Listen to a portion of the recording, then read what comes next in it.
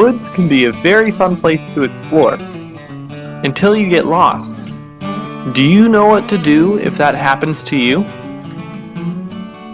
Hi, I'm Jenny Sheehan Lee. I'm a sergeant with the Skagit County Sheriff's Office. I started my career at the Sheriff's Office as a search and rescue volunteer a very long time ago. I'm here to talk to you today about what to do if you get lost. So there's a couple different types of loss. There is the I'm really lost, which is when generally search and rescue comes out. But there's also those types of loss that happen just in a moment of panic. So let's talk a little bit about that. Say you've taken your dog out for a walk and you decide to let him go off leash. And all of a sudden your dog decides it wants to chase, a rabbit, a bird, something along that lines. And you then need to chase your dog. So now you find yourself off the trail. And now you're trying to figure out where the trail is. How do you go about doing that? Well, let's take some of the things you might have with you. So maybe your dog leash.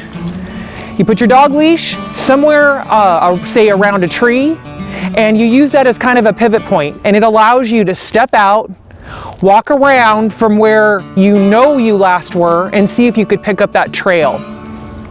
And when you feel like you're on that right track, you can go back, pick your item up, and then go back to the trail.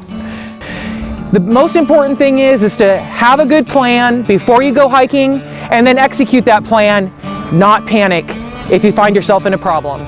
Hi, my name is Hugh. I'm with Skagit Mountain Rescue, and I want to talk a little bit today about how to avoid becoming lost.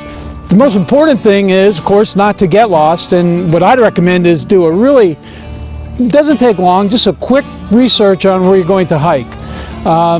Do an internet search on the trail you're going to hike to, find out the current conditions. You're going to find on the internet people that have done the trail recently and left trip reports, and they may give you some good insights on how to best enjoy your hike. I highly recommend having a map with you and look at that map before you go. Maybe check with the local ranger station on the conditions, and go have a good time.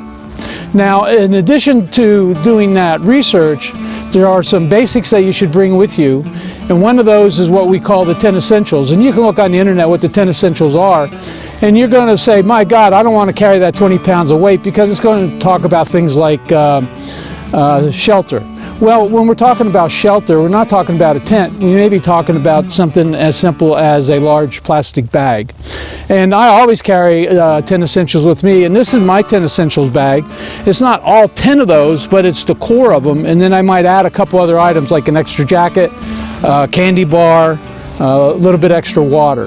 But always have some basic equipment in case you should get lost or injured out there that you can survive until search and rescue could come help you.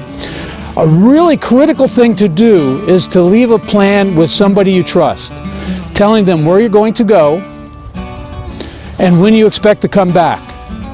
If you give that to somebody you can trust, that will then call the sheriff's office or call search and rescue, we will find you within hours. But if we don't know you're out there, or if we don't know where you're going, it may take days before we actually begin looking for you, and because we don't know where you are, it may take many more days before we find you, and that would be tragic. So just a simple communication with somebody you trust, saying, hey, I'm going out to this location.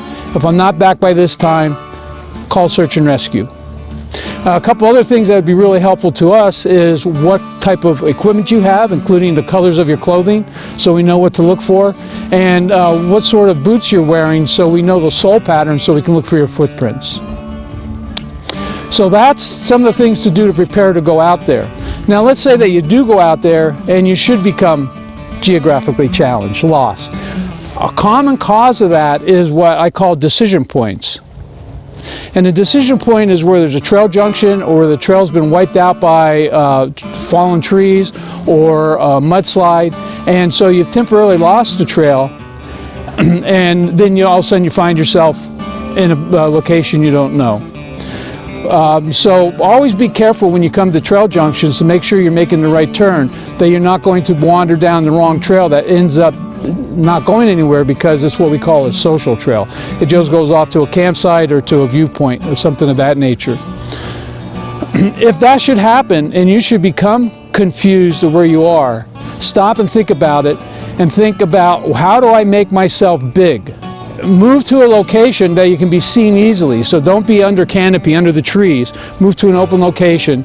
And everything else being equal, the best thing to do is just to stay there, because your family will be calling to tell us that you're missing, and we'll be able to find you quickly because we know generally where you are. I would highly recommend that rather than continuing to push forward, because as you push forward into the unknown, you're going to get yourself into some sort of problems like terrain hazards or other problems of that nature. If you do decide that you need to move and not wait, try to retrace your steps rather than push forward. So there are some of the hints that I'd have that would make your trip safer, and if unfortunately you do get into trouble, it'll be easy for us to find you, and the outcome for you would just be some embarrassment and not some injury. Thanks for listening.